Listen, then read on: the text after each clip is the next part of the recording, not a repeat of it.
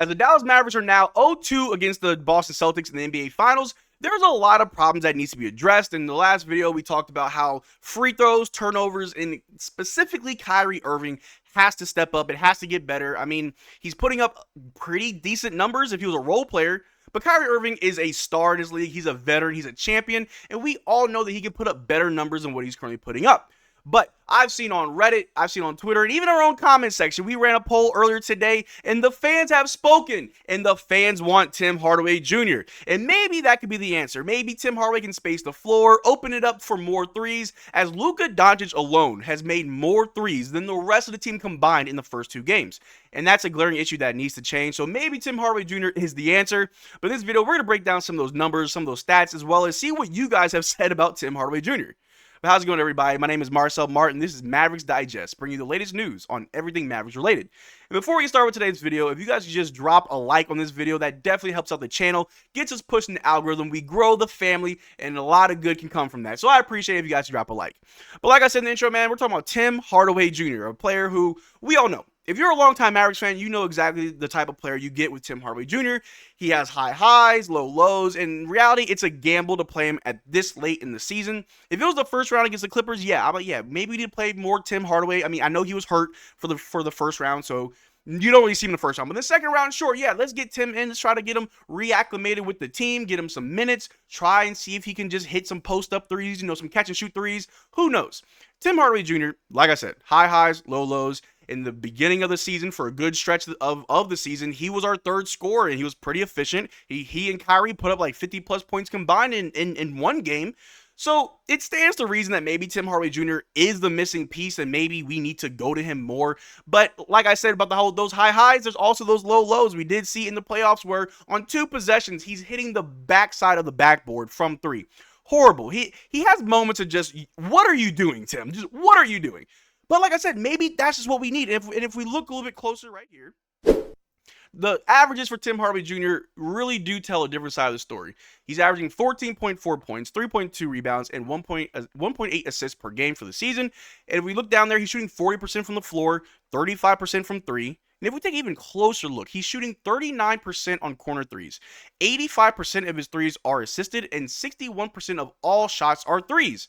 So if you're not a Dallas Mavericks fan and you take a look at this, you're like, wow, the Dallas Mavericks have a sniper that they're just not utilizing. And you'd probably be wrong because, like I said, it's a gamble. High highs, low lows. You don't know what you're going to get. But to play devil's advocate, because like I said, I've seen it all on Reddit, I've seen it on Twitter, and even in my own comment section, people are asking for Tim Hardaway Jr. So I obliged, and I had to put up a little bit of a post. I wanted to put up a poll. Should we play Timmy more? Got about 750 votes. 57% said yes. I voted no. And I'm not trying to make this no Timmy slander. I love him when he's great, and when he's bad, it's like, please play a smaller role. Just pass the ball, get rebounds, play defense, all that good stuff. But I was looking at some of the comments, and I understand where a lot of you guys are coming from, where more than half of you guys are saying that it wouldn't hurt. We need options. And I get it. When Maxi's missing all of his shots, when Josh Green isn't hitting those corner threes, when no one else on the bench is able to contribute, and even our starters like Derrick Jones Jr. and PJ aren't able to hit their shots, and Kyrie isn't able to hit, somebody needs to be able to hit shots. And if you've got guys on the bench, sure, throw them out there, see what can happen. What's the worst thing that can happen? I mean, Dante Exum finally hit a 3 just the other day in game 2. So maybe we do play Tim in limited minutes. I know some people want Jaden Hardy, and I get it, but this is the finals. You may want more experienced players, because even our rookie Derrick Lively, who's been phenomenal all playoffs up until now, hasn't really been able to find his stride in the finals and be able to be efficient. But if we look right here, just some comments from you guys, right? Saying he averaged 14 points and was the third scorer/shooter alongside Luka and Kai in the regular season. Give Luka some dang shooting options. Let Tim Hardaway Jr. and have him shoot, miss, or make. He needs time over all of these non-scorers. I'd rather have Tim Hardaway Jr. shooting the open kick out at the top of the key than Derrick Jones Jr. and PJ. I'm sorry, but they've been atrocious this series, and that's why Luka is getting worn down. There you go. Somebody in the community, shout out to ASAP Reborn, just letting his thoughts be known that Tim Hardaway Jr. might be able to do the things that Derrick Jones Jr. and PJ Washington just aren't able to do at the level that we need him to do. But he's not the only one. We got someone right here who Hudson or Rex Road saying, I'm fine with putting him in as long as he isn't scared to put up shots. Mavs in 7, baby. And that sentiment I saw throughout the whole comment section. People are saying that even Maxey looks scared to take shots. He took 4 in game 2 and he missed every single one. And yes, some of our role players do look a little timid and they second guess themselves whenever they catch the ball. A lot of times I just need them to just let it fly. Just shoot it. We got guys down low that can hopefully grab the rebound. What's the worst thing that could happen? Instead of just constantly passing it back to Luka, create some shots for yourself. Because out of everybody not named Luka or Kyrie, PJ Washington is really the only guy that's out there just trying to do something. But this right here, just to break it down, our shooting for the Mavericks versus the Boston Celtics, for the elite versus trash defense, giving up on open threes. The Dallas Mavericks shot quality on threes, 55.3%. Contested, 85%. Heavily contested, 53%. We're not really, being heavily defended on our threes, and yet we're still not able to hit them at a high clip. Meanwhile, if we look at the Boston Celtics, who they shot a much higher number of threes. They've attempted way more threes than we have, so of course the percentage is a little bit different. But Boston shot quality on threes, 53.1%, while contested 89% and heavily contested 72%. So we're defending them. 89% of their threes are contested, while 72% are heavily contested. And they're still being able to make them just at a higher clip than us. And obviously we saw in game 1, they took like 42 or 46 attempted threes. They took a lot less in game 2. And we made a lot of the right adjustments in game 2 that was necessary from game 1. It just wasn't enough. And maybe Tim Hardaway Jr. is a player that we need to just add another weapon, another score, just another option when certain players aren't able to get it going.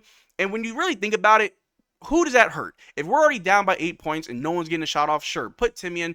What's the harm? If he's not doing that well, you pull him out. But the gamble that we talk about with Tim Hardaway Jr., it does pay off when it's hitting, but when it's not, you just hate to see it.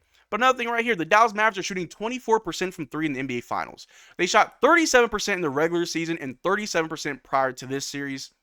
The numbers don't lie. We aren't the greatest three-point shooting team.